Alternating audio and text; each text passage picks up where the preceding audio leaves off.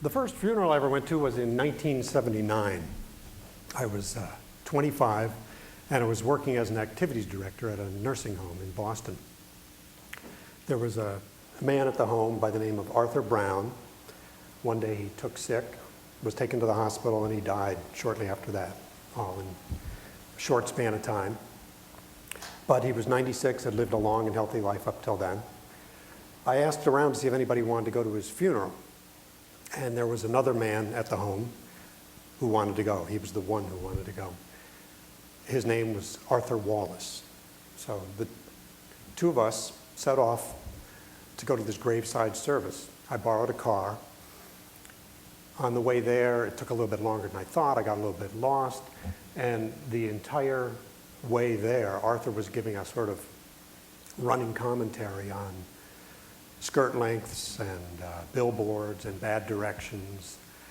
And all the while he was monkeying around with his hearing aid that would fall out of his ear onto the seat, and he would jab it with a pen in some kind of a repair ritual and put it back in, it would fall out again. And the entire time he had a cigar that was not lit but was wet on both ends. So this is who I was in this small container with for the time it took to find the cemetery. Finally found it, pulled in. There were a couple people standing by one gravesite. I parked the car and helped Arthur out. There were a lot of leaves on the ground. It was November. And I walked him across the leaves over to where these people were standing. There were a couple of elderly women who were distant relatives of the deceased, and then there was a minister. And when we were through with these brief introductions, the minister then said a very short service. At the end of that, he asked if anybody else wanted to say anything, and Arthur Wallace, who I brought along, wanted to say something. So he stepped forward from where he was next to me, and he said something like this. Arthur Brown was a good man, but funny thing was, he didn't like bananas. Now, when his lunch would come up on the tray, if there was a banana on it, he'd give it to me. I like a banana. I like a banana okay. A banana's my number 2 fruit. My number 1 fruit's a big, mild pear. And then he stepped back next to me. That was the first funeral I ever went to.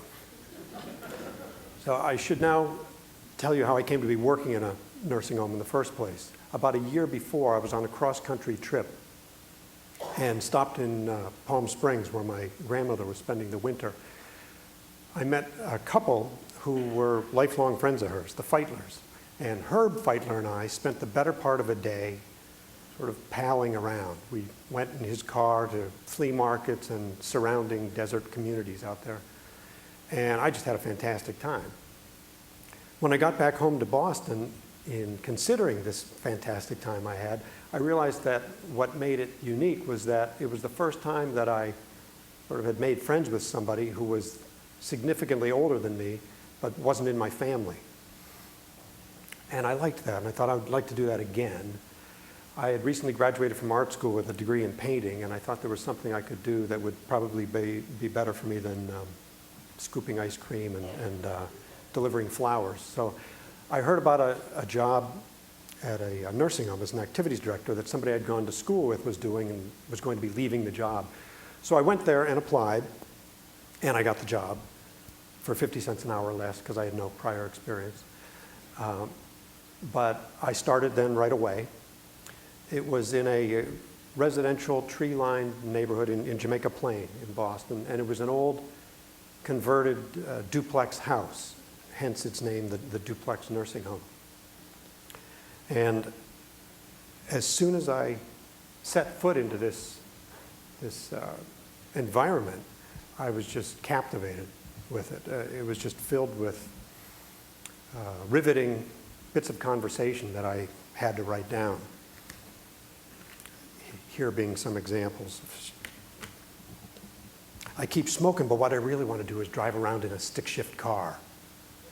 If a crow would see my picture, the crow would fly away. Mars will probably be a state someday. I'm going to get me a fly and I'm going to keep it in my room. The most important thing of human behavior is don't be terrorizing anybody. I heard a knock at the door and I hung up on it. When you rake the yard with a rake. I love that one. I can speak 5 languages and I can also blabber. The weatherman says it's going to be cold tonight, so around midnight I'm going to cook up a pork chop in the moonlight. Doesn't cost too much to cook in the moonlight. My shoveling days are over, Davy baby. I'll smoke another cigar by and by. So these quotes and conversations that I had became the basis for a publication I started called The Duplex Planet. I didn't know exactly where it was going, but I felt like it was something that I needed to communicate as an artist. And in fact, I set aside painting. I felt like if this was to be something that I was to find my way in, I shouldn't have any other outlet that would allow that. So I got the first issue together and gathered all the residents together one afternoon and handed out a copy to each one of them. And within about 2 minutes, they figured out that I also wasn't passing out cake or refreshments or something, and most of them wandered away, discarding these. However, that night, copies that made it home with me, roommates and friends saw, and I instantly got that this was for everybody but the people in it. Had it been more traditional oral history, it would have been a keepsake of sorts for the residents, but this was something else. This was characters springing to life on the page. So I got to know all 45 of these residents. It was an all-male nursing home, this place. And some were talkative, some were not, some were agitated, some were calm, some were very articulate about all manner of things, and some didn't really make a lot of sense in expected ways. And it was those latter ones who I was most interested in. I felt fortunate to be in close contact with people who were going through that. And I came to see that they ended up not making sense, having made the same sense that we all make when we make sense, if that makes sense. There was one man at the home by the name of William Gunn Ferguson, affectionately known as Fergie to everybody there. And he needed a sentence or so as a runway, and he'd be off darting around. And it might come back to where it started, or maybe it didn't, but it was always an incredible trip. So this is one thing that he said was, the best place to hide is in the top of a tree. I used to tell those children, if you want to hide from your mother, you climb up in that tree and hide. I'll tell you, they'd hide so I couldn't even find them. And I don't mean any small trees. I mean trees that were 50, 60 feet high. And they'd fall out of those trees, too. They'd fall out of those trees just like you'd smoke a pipe. And I used to have a lot of pipes until the children got into them and they hid them. And you know where they hid them? In the trees. One day at work, and I say work, but this really just seemed like my life at the time. It didn't really seem like work, though there came a time about 2 years later when I felt like I made a better friend to the residents there than I did an employee for the owners. And so I left the job. But anyway, this one day, a resident by the name of Larry Green came to me, and with all the urgency he could muster, said, Dave, nobody's come to get my dad's tray. Now, the tray part I understood. Their noontime meal came up on a tray, but the dad part didn't make any sense because his father was long dead. But I followed him out of this activities and dining room around to another part of the home, and he led me to this room that was shared by 2 men, one of whom was sitting there, Walter McGeorge. There he sat with his tray in front of him on a little table. And Larry went over and stood next to him and said, "Hi, Dad." And Walter was smiling. He seemed to be smiling for Larry as if to acknowledge the "Hi, Dad." And he seemed to be smiling at me as a way to say, "It's all right. It's no big deal. We'll let him think I'm his father." Larry was in this remarkable state where he thought that anybody who smiled at him was an old friend of his. And he had sort of remembered his life into something much easier than it had ever been. He had had a fairly difficult life. He had worked on a coal wharf, never had enough money, had 6 children. He would now say that he had 2 children. You could name any of the 6 and he would acknowledge them as his, but he would always have the math come out to be 2. It just seemed like an easier life that way or something. But what I learned from Larry and from Walter and from Fergie and from many other people there was that anything was as real as anybody said it was. The days of their big adventures were over, and they were now sort of recombining things, and they were coming out differently. And the most direct way for me to get to know somebody was to just accept whatever they said as real, because it was real for them, and then that was how I was going to get to know them.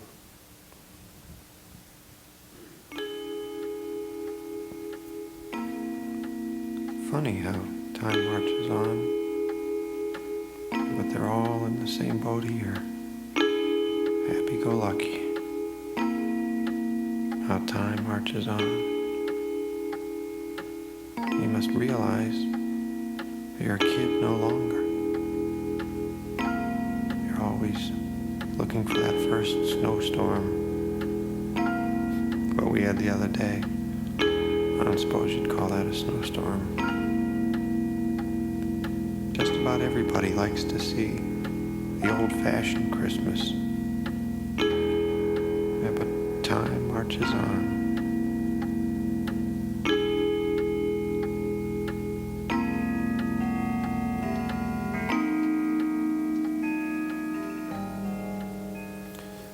The Duplex Planet continued as a little self-published, chapbook-sized periodical that I started back then in 1979. But in the 90s, it became better known, the work that I was doing, through several books that came out. And the material was adapted into a comic book, and there were a couple documentaries.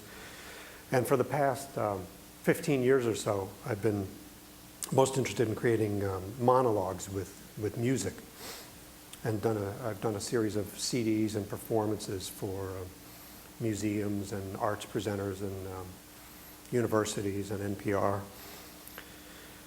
And these have been done with a variety of different musical ensembles, different styles. But in all cases, I strive to have the music be a fully active element in the final piece, not background music.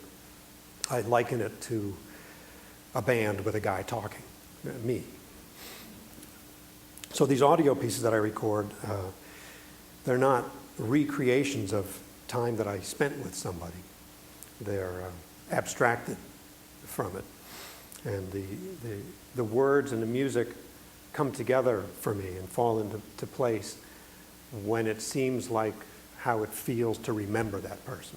So that it's a gauge that I use to know, and hopefully it resonates in some way for somebody else. These aren't documentary snapshots of elderly people that I met, but I try to have it be something that will resonate separate from that. I'm not using their voices, the actual voices of them, or projecting their pictures behind me, because I want these to resonate with listeners individually.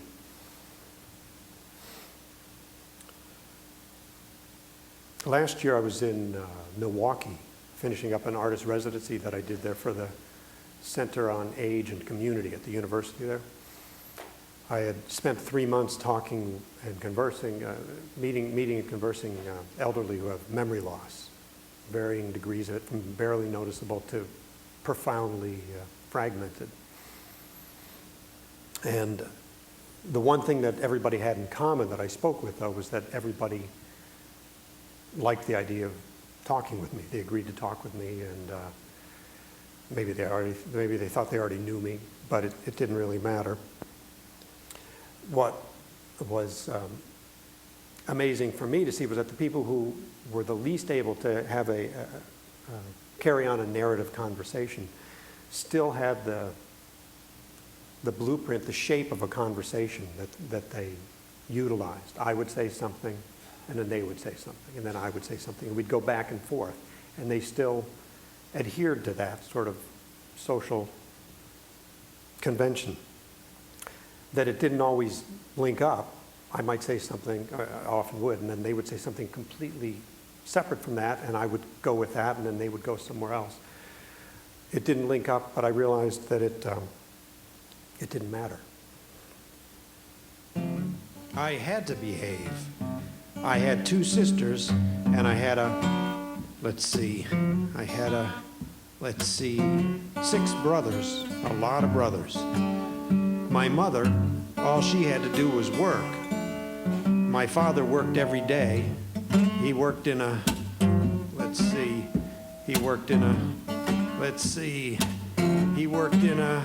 where did he work?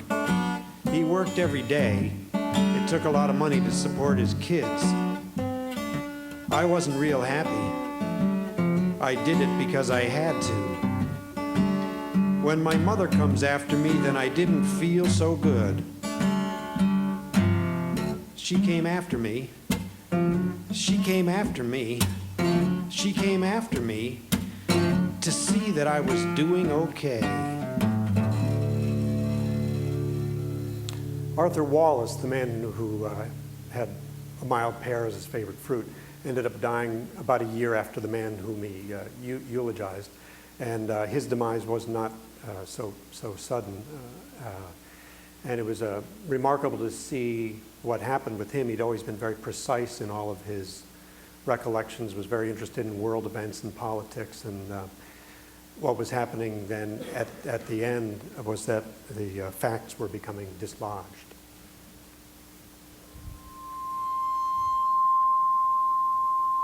I remember a sign on Brimmer Street to go to the South Pole.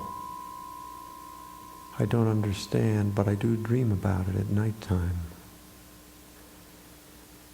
Brimmer is where the State House is. I signed on to go with Bird. I made a mistake, and I asked him, why do I dream at night that I go to the South Pole? I remember a sign on Brimmer Street near the State House. His name was Bird. I occasionally dream that I went with Bird to the South Pole, but he quit when we got to Scotch grade, where the Englishman Scott was who perished. I dreamt that Bird got in a violent argument with us and he quit. But the Americans went on until they discovered it. That's my dream. I dream it. Why is my side all numb? I must have gotten frozen. I must have gone there, and that's why my side is all numb now.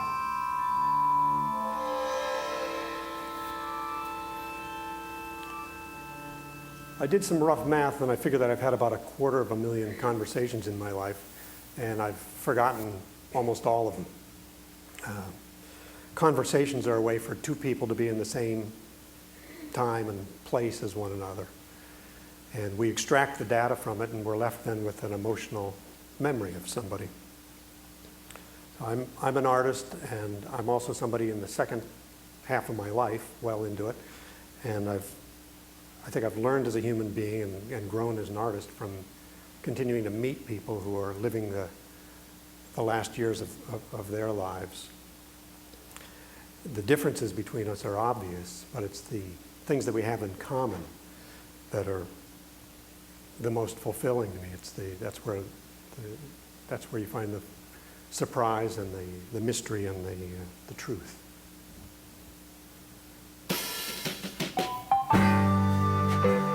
I felt like I was really getting towards Alzheimer's. I was hoping it wasn't Alzheimer's, but I was finding myself repeating myself very often, just in a normal conversation. And I felt that I better do something to help with my memory. My daughter is the one that came up with this program here. One of my sons drove me over for the first time to find out what it was about, because he wanted to see it too, what all was involved in it. This was actually not too long ago, and I thought it was quite interesting and decided to register and keep on coming back on Tuesdays and Thursdays. And you know what? It has helped me. Since I've been coming here, I have not noticed any further deterioration of my memory. Nothing I can detect anyway. I'm satisfied. Thank you.